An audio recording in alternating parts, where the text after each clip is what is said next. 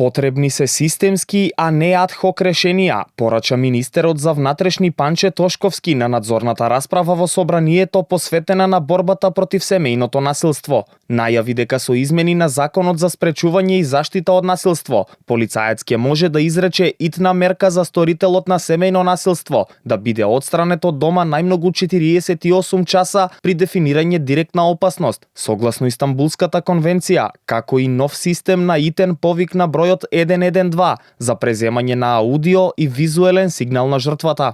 При повик од страна на жртва ќе може автоматски да го превземе и аудио и видео сигналот од мобилниот телефонот кој што звони жртвата.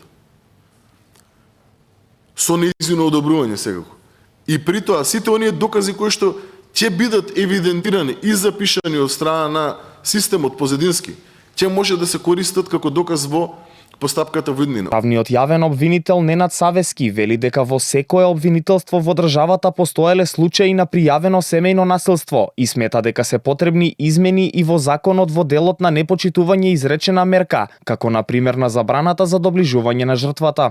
Треба да се размисли за интервенција во кривичниот законник во кривичното дело неизвршување на судска одлука, кој што за да се оствари во целост битието на ова кривично дело, бара сторителот на ова кривично дело да не постапи по правосилна одлука, а тоа најчесто се случува. Изречените мерки од страна на граѓанскиот суд треба да станат правосилни.